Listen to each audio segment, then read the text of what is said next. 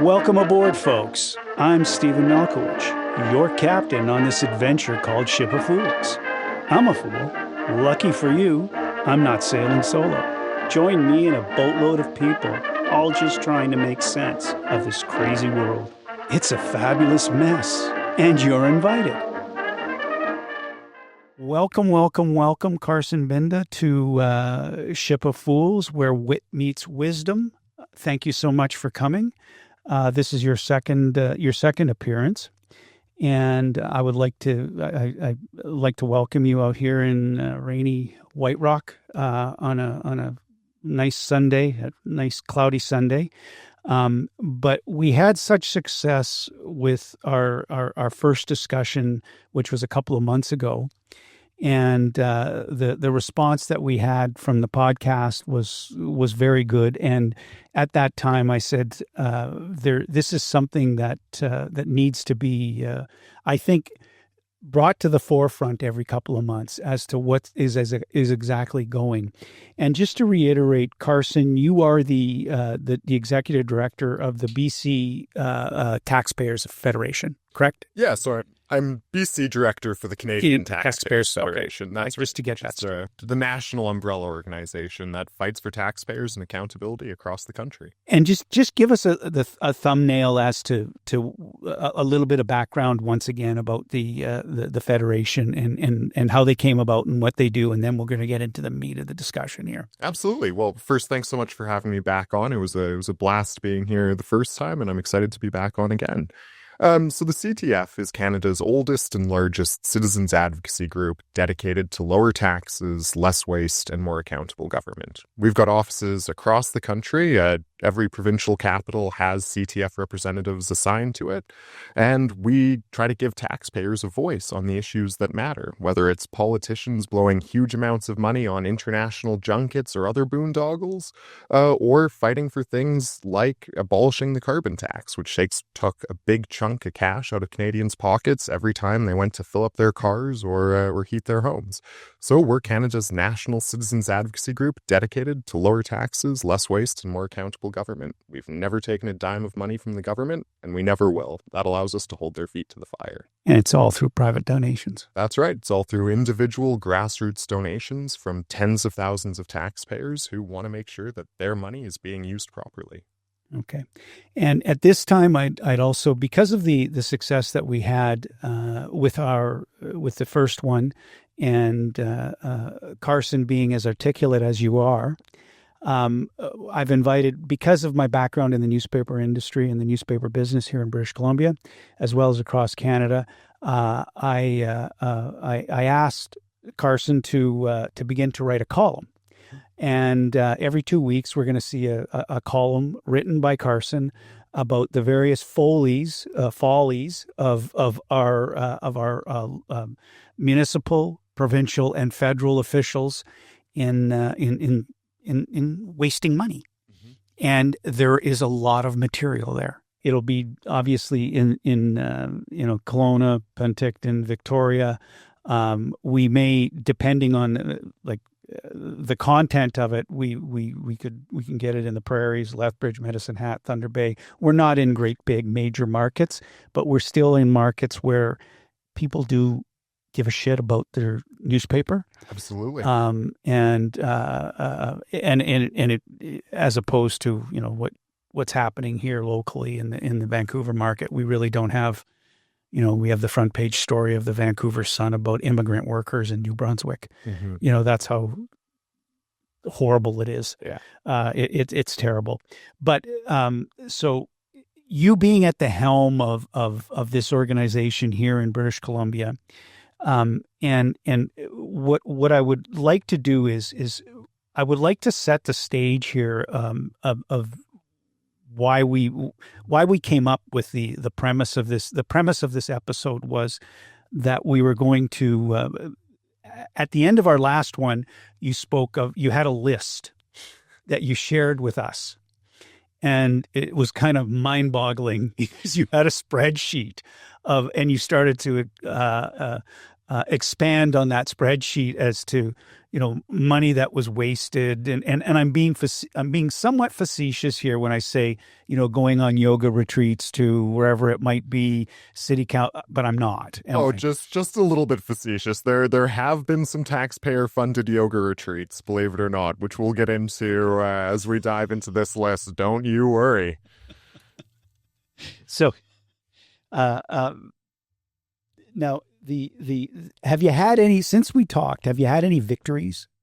Oh, man, yeah. Let's talk about a few of those. Yeah, no, we can absolutely talk about some of the victories. So one of the big things that we've been working on for years across Canada is the issue of the carbon tax, right? Mm-hmm. This was a policy that everyone across the country, as far as the politicians, the think tank types, the bureaucrats, were all in favor of for years and years and years. Everyone was in favor of it except for the people. And we were able to mobilize thousands of Canadian taxpayers from coast to coast to coast to speak up about the carbon tax again and again and again, to the point that we forced Mark Carney, as his very first act as Prime Minister, to set that consumer carbon tax rate to zero. That's a huge win for Canadian taxpayers. It is saving your average family more than $1,000 this year alone since that carbon tax has been taken off. So I think that speaks to the power of grassroots advocacy in Canada. When thousands of taxpayers speak up with one voice, saying the same message to the same politicians, we can have tremendous results. And our victory with the carbon tax shows that. That's just the tip of the iceberg. I mean, every day we are forcing politicians to think about how they spend taxpayer money. We are forcing them to have a little voice in their ear every time they tap that taxpayer credit card. Hey, what if this was on the front page of the newspaper? What if this is something that thousands of my constituents are going to be emailing us about? So just having politicians know that we are watching them saves taxpayers money. Okay. So now I'm going to set the stage here for now before I get to that, I want everyone that is listening or watching, when someone sees something that's incredibly asinine and absurd,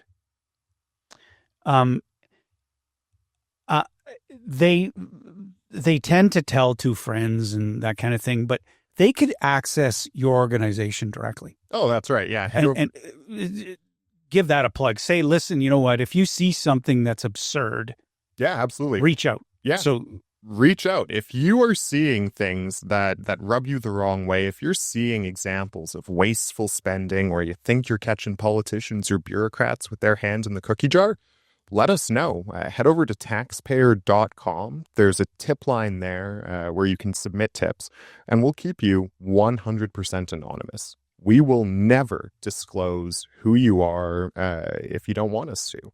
So if you're a bureaucrat and you see your office manager tapping that taxpayer credit card when they shouldn't be, if you're a staffer in a minister's office and you overhear a conversation that rubs you the wrong way, or if you're a taxpayer driving down the street seeing a pothole that hasn't been fixed when you know money was set aside to do that, let us know. Head over to taxpayer.com, shoot us an email, and we'll be on it. Mm-hmm. I have a personal pet peeve here. Let's go for it. I'm going to bring up. Traffic has been a nightmare. Yeah. And it continues to get worse and worse and worse. And I don't know if it's well, I don't believe that it's an effective use of our taxpayer dollars to have 5 RCMP cars sitting in the HOV lane after the first exit, going north towards Vancouver at rush hour traffic at 7 a.m. Yeah. And to me, adding an hour and a half to my commute, number one. Number two, all of those vehicles idling, which is not good for the environment. But that happens on a regular basis now. Not only there, it happens once I get through the tunnel and I get close to the Oak Street Bridge where you're supposed to merge. I see 4 RCMP cars sitting there almost every second day, shooting ducks in a barrel. And all that does is it makes my commute, which when there's no traffic, it's 22 minutes. It's 2 hours. Yeah. Yeah. And so like what I appreciate the fact that you need to offer, there has to be deterrence, but at the same time, what the hell are we doing? Yeah, come on, guys. Come on. Right. And I think you've hit on something really important here, Stephen. Every dollar of taxpayer money, every bureaucrat who's wasting their time and effort on something like that, on sitting there by the side of the road, that's money and time that's not going towards real priorities for taxpayers. It's cops that aren't out there walking the community, keeping the streets safe. It's money that's not going towards helping out folks who need it through tax cuts or supporting small businesses through cutting their taxes. So these things have real consequences, right? Every minute that a bureaucrat or politician wastes their time is taxpayer money that's not going towards real priorities. And we'll dive into some of these other outrageous waste examples in a second. Okay. But it does have real consequences for communities when politicians and bureaucrats waste their time on the asinine nonsense instead of the real issues. So just a stupid question, a simple question. Who sets the agenda for that? Like who says, you know what, today we're going to send 5 cars and they're going to be in the HOV lane here. Like, is it, do you start at the ministerial level and like, because I don't know, like I really, it's just, it is. And I don't know if I'm being hypersensitive to it, but the other day I had a dentist appointment. Mm-hmm. This is specific. You can make, why is my dentist in New Westminster? It's just because it's been my dentist in New Westminster forever. It took me almost 2 hours to get to New Westminster in the morning.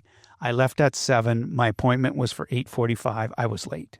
No, it's okay. Then what ends up happening, I'm in the chair for an hour, and then I take the east-west connector to my office, which is at the foot of the Arthur Lang Bridge, okay, the Oak Street Bridge. And it took me an hour on the east-west connector. Then I get into the office and find out that there's a fire alarm check, which means I'm going to get the hell out of the building because they're going to lock up all the elevators, and then they're going to shut the parkade down, and then I'll be stuck in the rain for 2 or 3 hours. That day, collectively, I spent over 4 hours in the car and accomplished absolutely nothing. Right. Now, you can say, well, Stephen, that's your fault because your dentist is in New Westminster. Well, I don't know. On a normal day, it takes me 30 minutes to get to New Westminster from here. I still have no idea why.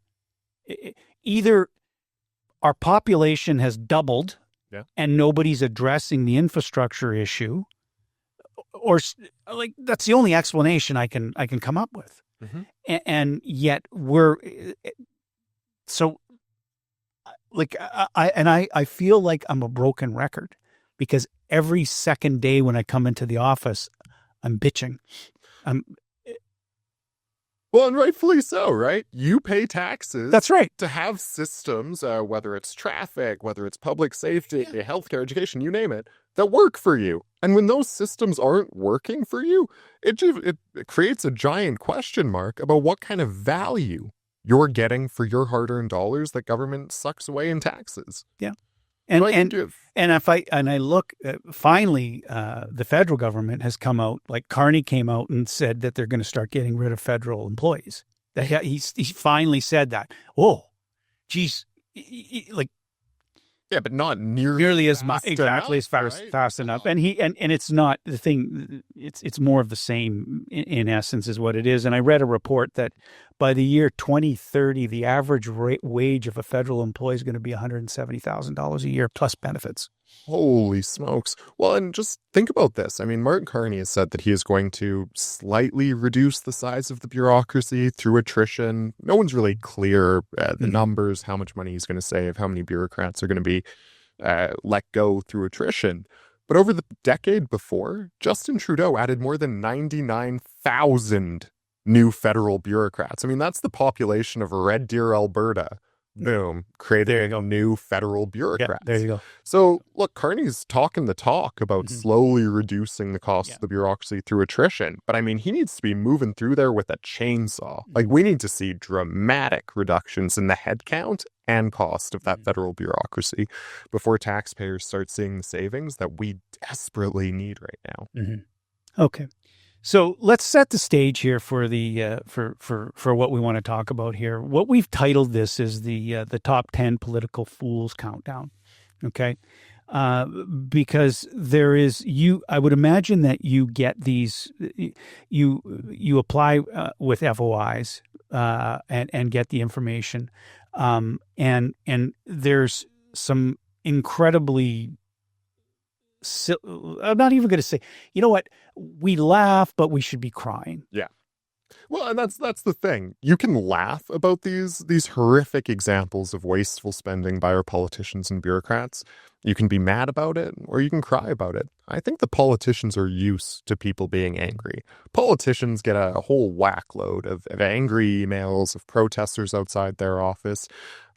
What they're less used to dealing with is being mocked. I mean, having people laugh at them. A lot of these politicians like to take themselves very, very seriously. You know, they tight ties and acting like they're the most important folks in the world. And they're just not used to people laughing at them and making fun of them. So if you want to get under your politician's skin, folks, hey, I think laughing at them is one of the best ways of doing that. Having said that, let's start the countdown. Let's dive in. We're going to start with let's start with number 10.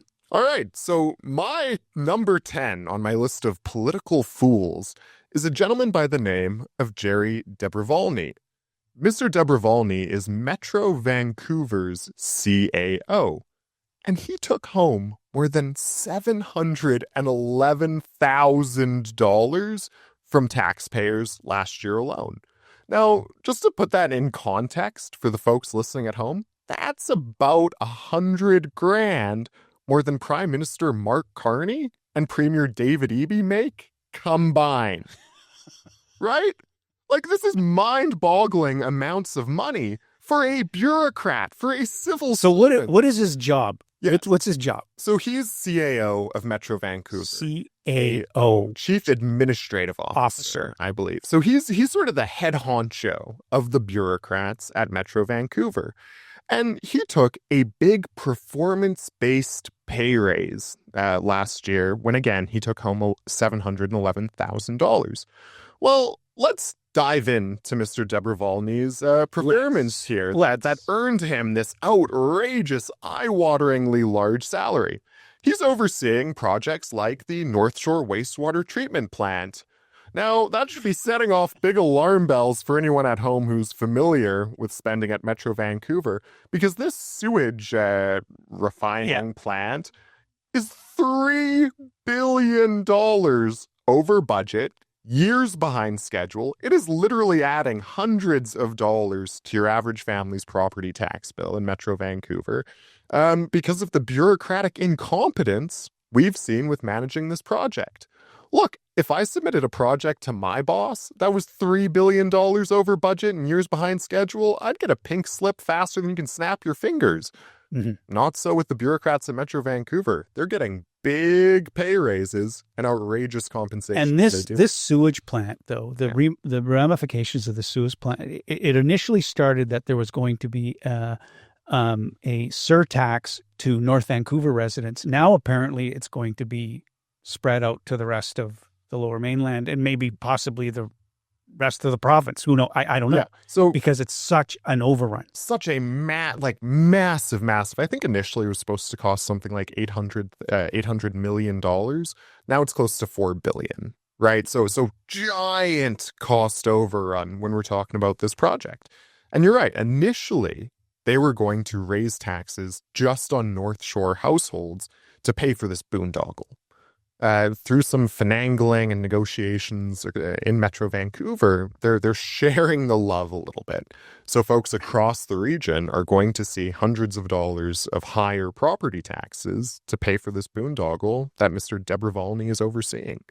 So, look, when a bureaucrat oversees a project like that, $3 billion over budget, years behind schedule, they certainly shouldn't be taking a giant pay raise from taxpayers. Who does he report to? So he reports to Metro Vancouver. There's a board made up of mayors and politicians from the Lower Mainland, from Metro Vancouver's constituent municipalities. And they're all good with this? Oh, they love it. They gave Mr. Debervolny a giant pay raise. Right on. Right on. So okay. This is my number 10. It is an example of just outrageous waste with this gentleman's. So we got number 10. Jerry Debervolny. That's right. Okay. CAO of Metro Vancouver. Okay. And we're going to keep it with Metro Van for number 9. Number 9 goes to Mike Hurley, the mayor of Burnaby, Brad West, the mayor of Port Coquitlam, Malcolm Brody, mayor of Richmond, and John McEwen Anmore. They get to share. A foursome of like wasteful out in the golf course. Hey, you betcha. Now, those 4 mayors blew taxpayer money going on a luxurious junket to the Netherlands. You know, that's just where the mayors of Anmore, Richmond, Poco, and Richmond should be spending their time. Where else but the Netherlands? So they attended the International Conference on Urban Drainage. Now, on its offset, that doesn't seem too ridiculous. But what we did is we went through the actual event agenda to look at the types of events they were attending while they were in Amsterdam. There was a lovely canoe trip down the Dutch canals. There was beer tasting in botanical gardens. There was even a session where they played with Lego. Because that's what taxpayers want, right? We want to be spending tens of thousands of dollars to fly 4 mayors, 1, 2, 3, 4 Metro Vancouver mayors to the Netherlands to drink beer in botanical gardens and play with Lego. Now, to be fair to these mayors, there were also some legitimate work meetings. I mean, there was a lecture on hydraulic conductivity and semi-permeable concrete membranes. I don't think those are the types of things mayors should be. That's it. Kind of sounds like an engineering thing. Right. And if they wanted to send a few engineers to this conference, learn best practices from international counterparts, okay, send a few engineers. But to send 4 mayors, why does the mayor of Anmore need to go to a conference on international hydrology in the Netherlands? I'm willing to bet they were more so there for the beer tasting in botanical gardens than they were for the... Did they take their families? Not as far as we know. As far as we know, it was just these 4 mayors. Just a nice little junket to the Netherlands. Just a nice little junket. What time of year are we talking here? I think it was last summer. So nice weather. The fall weather. The nice wind blowing off the North Sea. I am sure it was lovely. Lovely. Who wouldn't want a beautiful taxpayer-funded trip to the Netherlands? Yeah.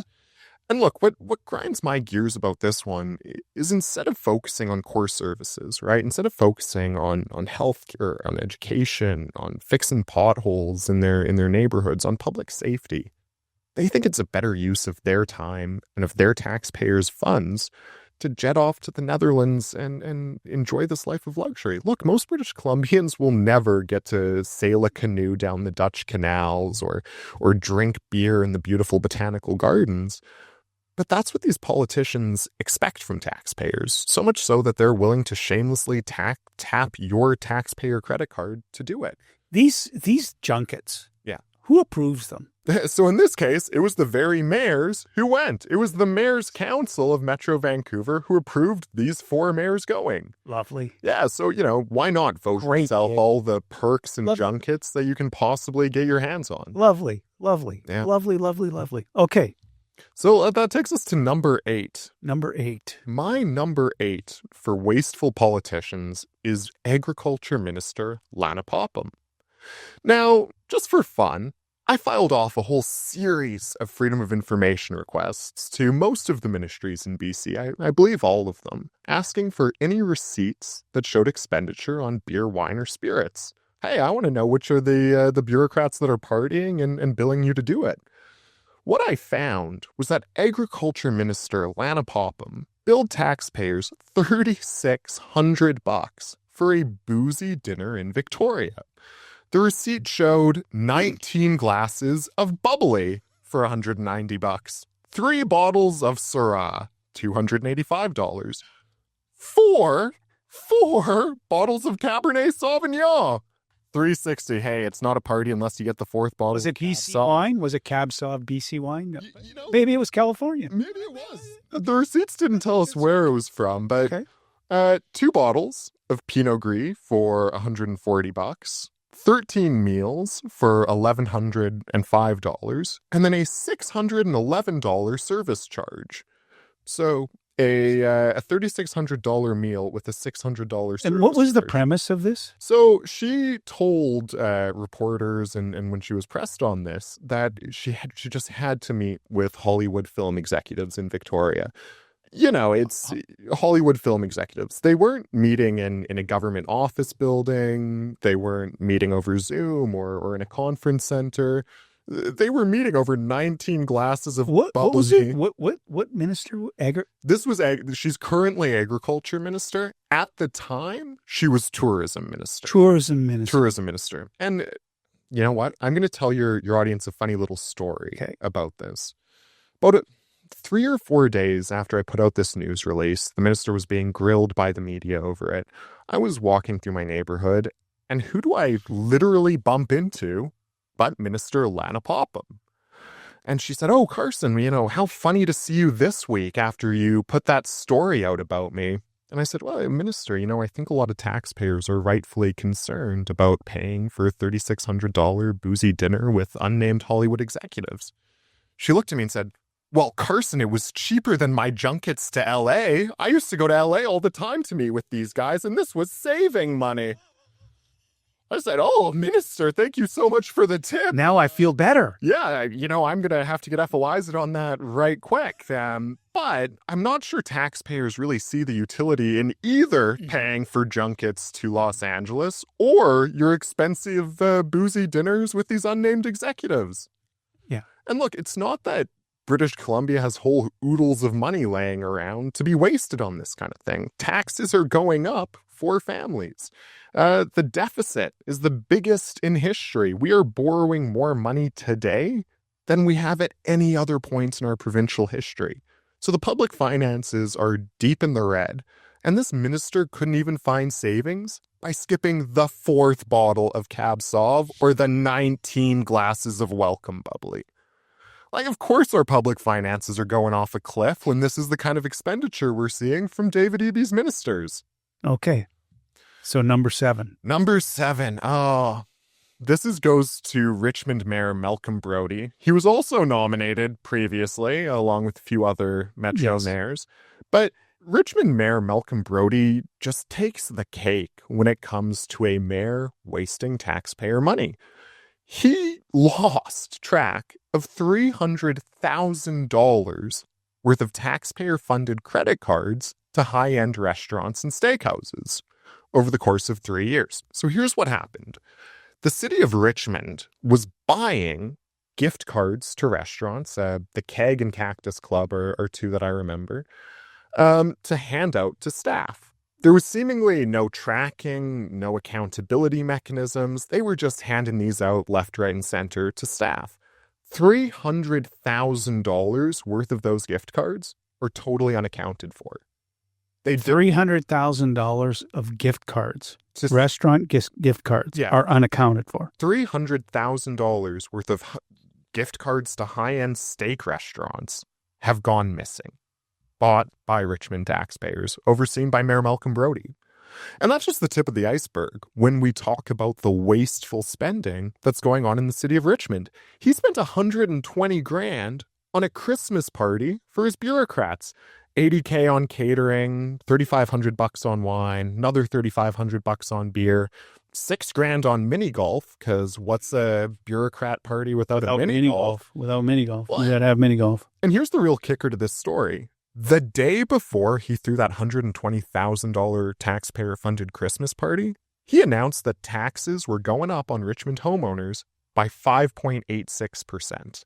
Nice. So raising taxes and then going to throw a big party right afterwards. Look, when you're raising taxes on households, and we know that folks across the Lower Mainland are struggling right now. Yes. Food banks, including the one in Richmond, have seen demand that's totally unprecedented. More Canadians than ever are lining up at food banks to feed their kids on donated peanut butter and Kraft dinner because they can't afford anything else. Instead of thinking about those folks and trying to find savings instead of making life more expensive for them by raising taxes, Mayor Brody said, bring on the wine and cheese. Like, let's throw a big party. That's a slap in the face to everyone in the city of Richmond who's struggling with affordability. So with these gift cards, have they just disappeared into the Netherlands, or there's just they've disappeared into the ether. And kudos to a really talented investigative journalist at Global News, a woman named Catherine Urquhart, who did the hard work of filing the Freedom of Information requests in this case and really digging it up. But yeah, so according to their reporting, the city of Richmond bought these gift cards. They were, according to whistleblowers, handing them out willy-nilly. In some cases, staff were told to do a little song and dance, and management would give them a gift card to a steakhouse that taxpayers paid for. Apparently, there was a giant bowl in one of the city manager's offices full of these gift cards that staff could just grab a handful of on their way in or out. So taxpayers were spent at least $300,000 on these gift cards that went missing so bureaucrats could have a steak dinner. And the RCMP is now investigating. Fingers crossed we start to see some kind of accountability on this, frankly, theft of $300,000 worth of taxpayer money. But this is why we need robust FOI systems, so journalists, advocates, and taxpayers can hold these politicians and bureaucrats to account. Okay, so we're on number 6 now. We are, and I'm giving 5 and 6 as sort of a joint award to Toronto Mayor Olivia Chow and Vancouver Mayor Ken Sim. Now, folks, in 2026, the FIFA World Cup is coming to Canada, the United States, and Mexico. There's going to be about 104 games overall, and of those 104 games, 13 are being played in Canada. Those 13 soccer games are costing us $1 billion. There's 7 games in Vancouver that are coming at a price tag of $624 million. And there's 6 Toronto games that are coming at a cost of $380 million. Of that, about $220 million is federal money. So it doesn't matter if you're a taxpayer listening to this from Winnipeg, Manitoba, or Newfoundland, like wherever you are paying for these soccer games. And some of these demands that FIFA is placing on Vancouver and Toronto are nothing short of ridiculous. So FIFA wants their executives, these are nameless, faceless, like soccer bureaucrats, they get road closures and police motorcades while they're traveling around Toronto and Vancouver, all paid for by yours truly, the taxpayer. They get special treatment at the airport. They want a special V and VVIP lounge set up at YVR and Toronto Pearson Airport for their bureaucrats. In Vancouver, they're insisting that BC Place, our big taxpayer-owned stadium, rip up the artificial turf that's currently used and replace it with a temporary grass pitch. There will be grass for these 7 soccer games, only for that grass to be ripped up. And so they're actually gonna put real grass down. That's right. So they're tearing up the turf that exists in BC Place right now, which the Whitecaps and Lions play on. They're tearing that up, spending taxpayer money to install a new hydraulic system to water the real grass, bringing in dirt, bringing in real grass, leaving it there for next summer, only to then tear it up and replace it with turf again once FIFA's gone home. So, tens of millions for this one to tear out grass, replace it with real grass, tear that up, and replace it with turf again. So I'm going to look at the camera and go, "That's a what? A WTF?" It is a WTF kind of expenditure. They, for a while, were asking for new VIP entrances at BC Place, so the FIFA bureaucrats never need to mix with the taxpayers who they're leaving with the bill. They've asked, we've paid for new VIP suites at BC Place, again, so they never have to mingle with the taxpayers who are paying for these games. And look, there's a few different defenses that the advocates of FIFA use. Vancouver Mayor Ken Sim, for example, has said this is finally going to put Vancouver on the map. It's going to attract more eyeballs than the Super Bowl. That's just misleading. Look, we hosted an entire Olympic Games. We hosted an entire World Expo. Yes. Hosting about 6% of a FIFA World Cup certainly isn't going to put us on the map if all those other events did. We're also not hosting the finals. We're not hosting the semifinals. I think we're hosting one relatively important elimination game. The fact is, we're not hosting these big games that attract those tens of millions of eyeballs around the world. The other thing I hear all the time is, well, aren't we going to make money off this from all the economic activity that's generated? No, absolutely not. Even according to the BC government's own financial projections, this is going to come at a net cost of about $145 million. So we're hosting 7 soccer games for a net cost of $145 million here in Vancouver. And look, for the folks who have been around Vancouver lately, you know that there are serious issues in the city that need to be dealt with. I mean, just the scale of human suffering around the downtown east side right now, it's heartbreaking. And instead of spending money supporting those folks or cutting taxes so housing's more affordable and businesses can stay open, our mayor and Toronto's mayor are choosing to spend hundreds of millions of dollars losing money on a few soccer games. I just think that's unacceptable. Okay. Now you had lumped 5 and 6 together. I had, yeah. Okay. Toronto Mayor Olivia Chow gets number 6, Ken Sims number 5. Okay. So we're down to 4. Yeah, we're down to the top 4 most wasteful politicians around. The top 4. Well, I'm giving number 4 to BC's finance minister, Brenda Bailey, for driving our public finances into the ditch from the back of a chauffeured limousine. Minister Bailey spent $6,600 on a chauffeured SUV limousine during a 4-day trip to Boston. That's right, $6,600 on an SUV limousine during a 4-day trip to Boston. What was she doing in Boston? She was there for a biotech conference, but we were able to get the pickup and drop-off points that this chauffeured limousine was picking her up and dropping her off at.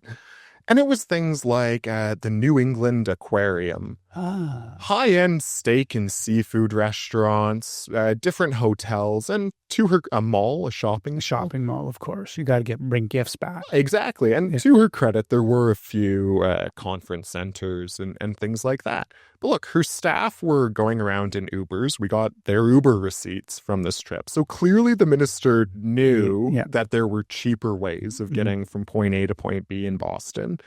But instead of saving taxpayer money, she decided to take literally the most expensive way of getting around. Now, like a celebrity. Yeah, like a celebrity. And the limo service company that she rented this SUV limousine from makes no qualms about the fact that they are for celebrities. One of their taglines is JB Limousines, for pop culture icons who never drive and why you shouldn't either. Their website talks about like James Bond. When he's not dodging explosions, he's being chauffeured in absolute luxury.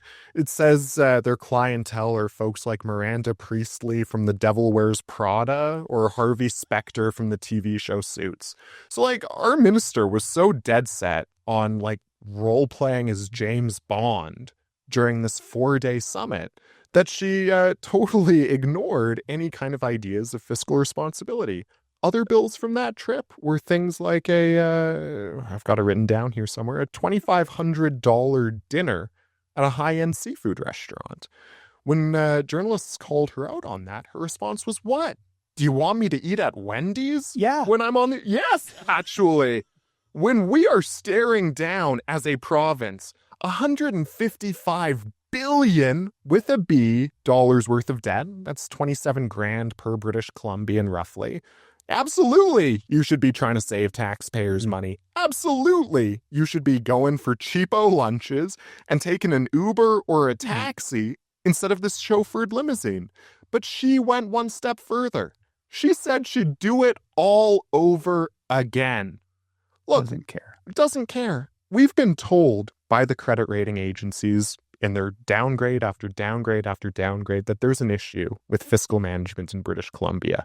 S&P Global wrote that the province's commitment to fiscal discipline continues to waver. Well, I've got some news for him. When the finance minister is wasting money on luxury limousines, our commitment to fiscal discipline isn't just wavering.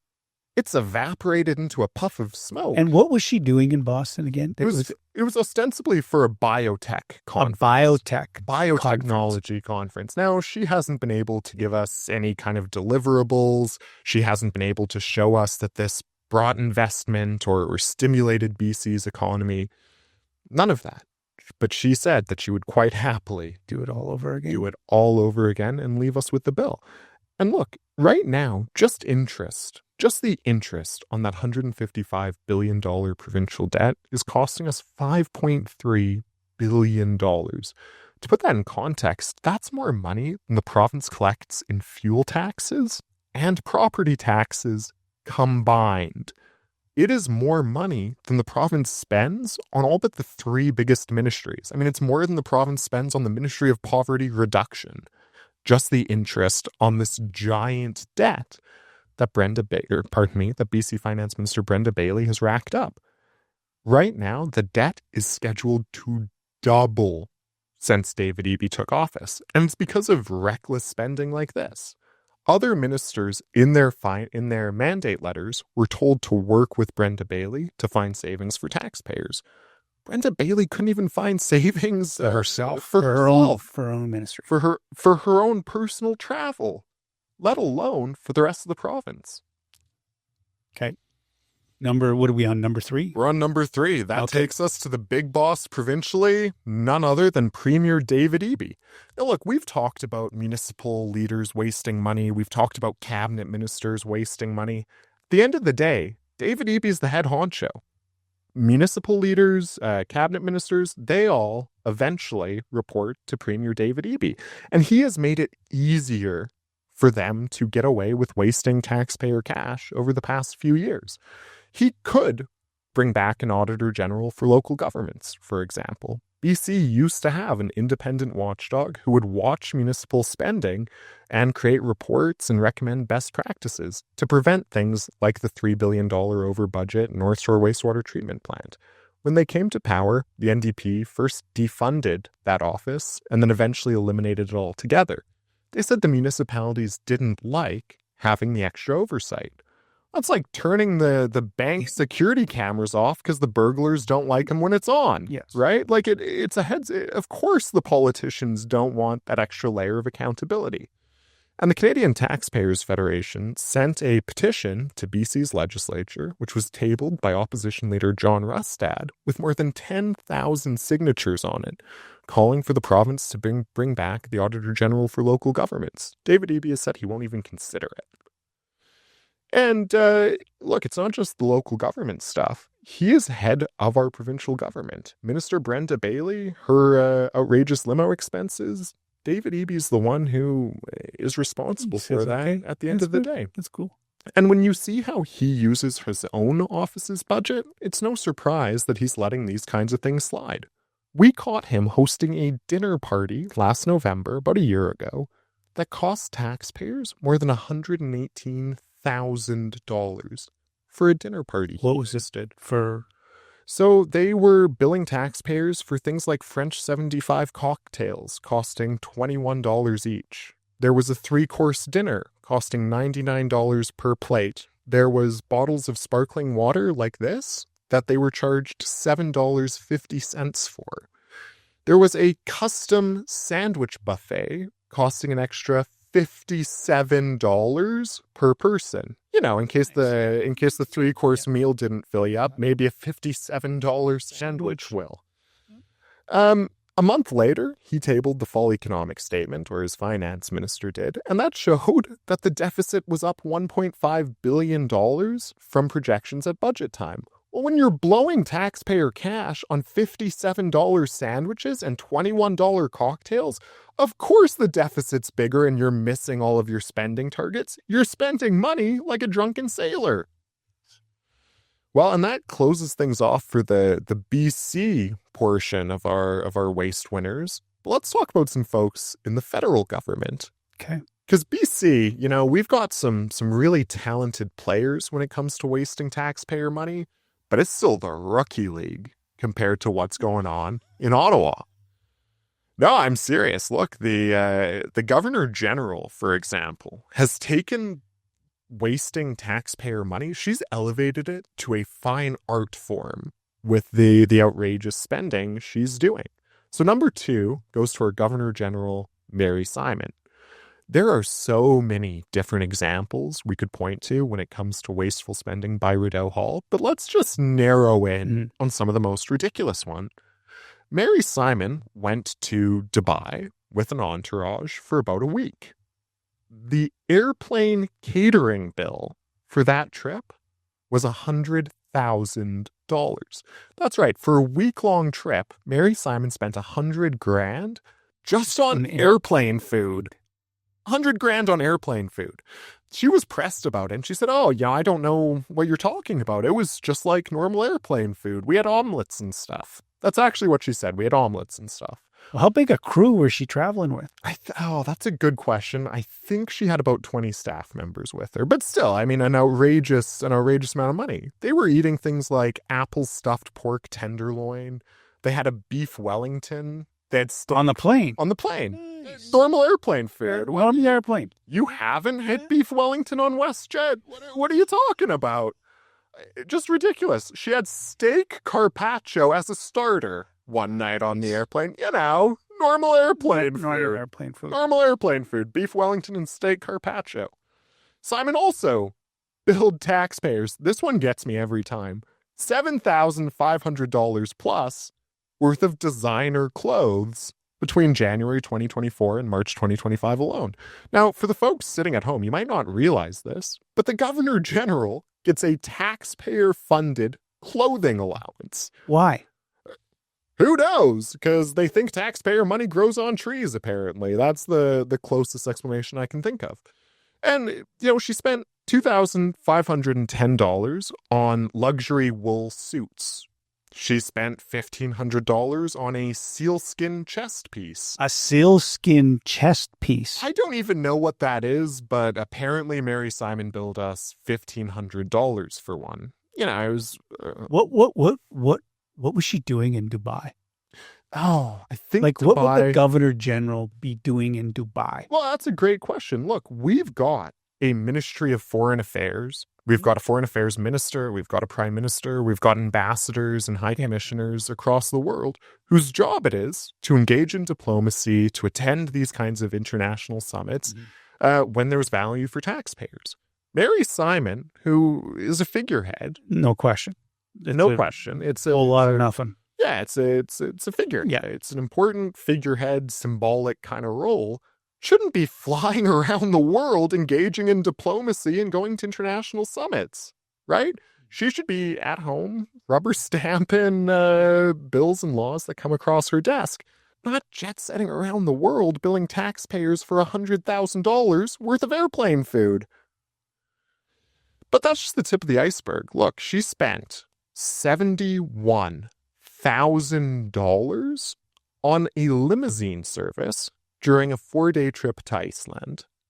$71,000 on a limousine for a 4-day trip to Iceland. Now, we got the Google Maps coordinates of where she was, the pickup and drop off.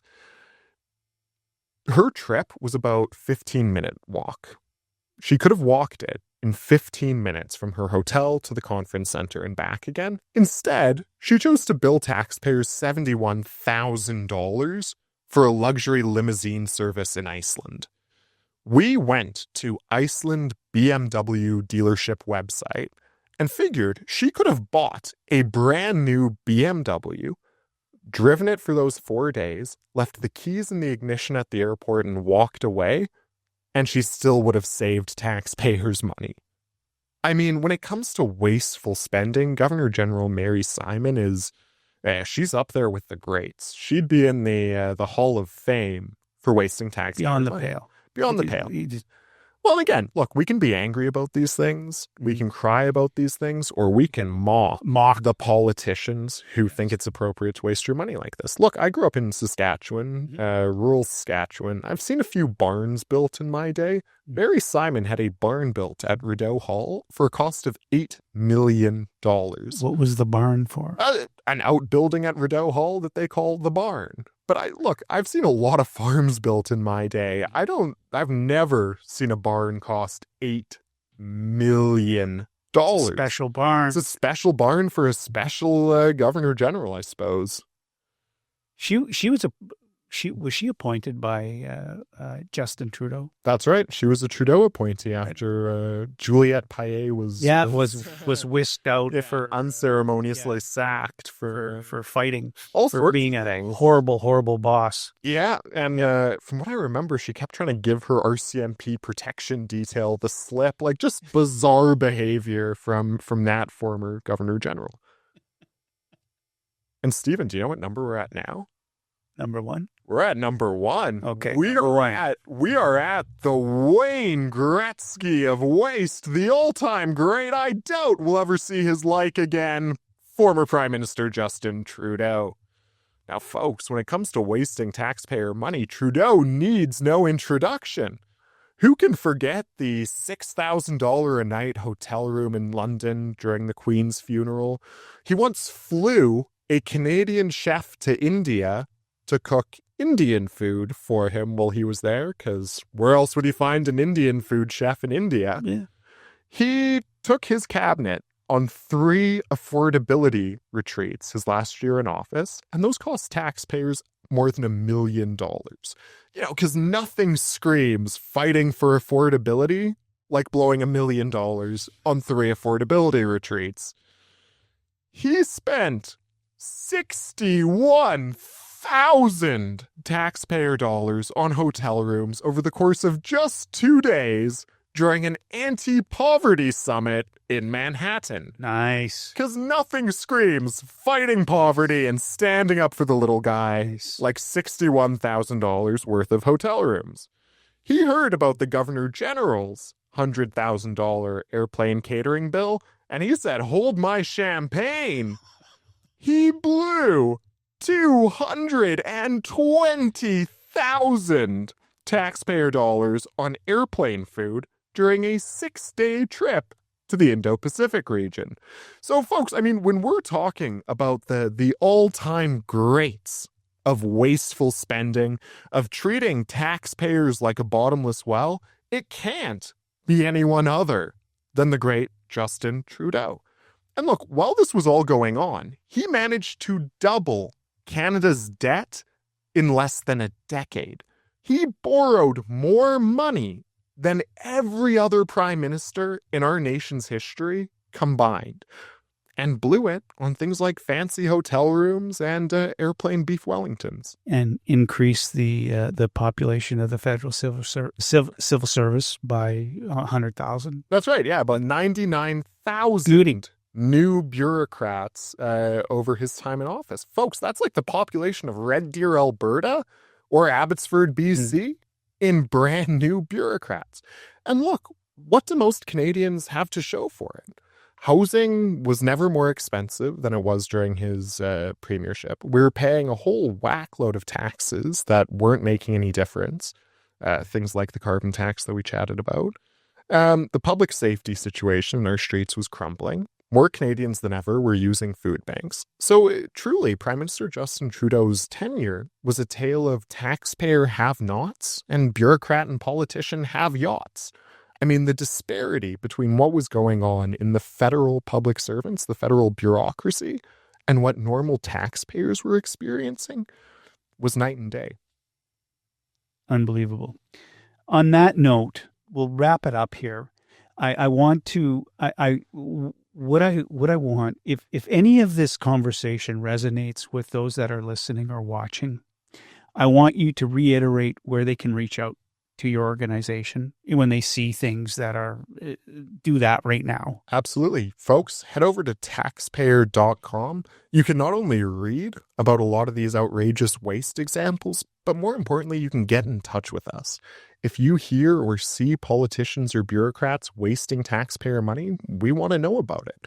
And we will never disclose your identity or disclose our sources, full stop. So if you're a bureaucrat, if you're a staffer and you see something going on in your ministry or department, let us know. We will protect you. But whistleblower complaints are always appreciated. Okay, and we'll reiterate here that Carson he will be running a bi-weekly column with us. Okay, and it will be available in select newspapers, but will also be available online.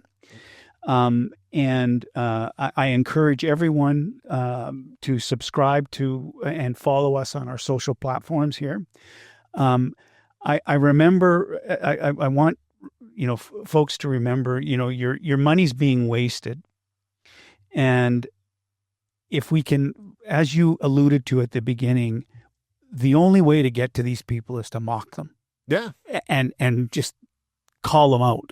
Absolutely. And because when you start talking about going to the Netherlands and you going to, these are, I don't understand. I have no idea why.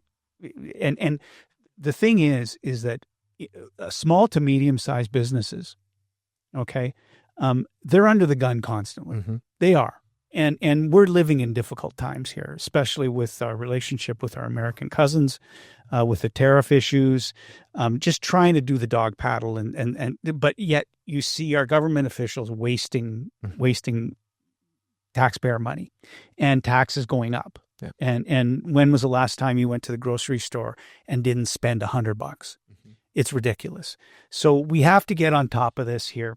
And I want to make sure that everybody is aware of that, and we will continue to do this. We'll continue on them, and I thank you, Carson, for coming out. It's been wonderful. We are going to have you again because this is going to be a regular feature every couple of months. We're going to have you on. We're going to talk the talk, yeah, and hold the our political brethren to their feet to the fire, and slowly begin to affect change, because I think that we need to tell more people about this. Absolutely. And I love the job that you're doing. You give me hope. Okay. On that note, I encourage everyone to subscribe to Ship of Fools, where wit meets wisdom. We were certainly witty, and we would like to see some wisdom on the behalf of our politicians. So, Carson, thank you so much for coming. Thanks so much for having me, appreciate Steven. It. Okay, be well.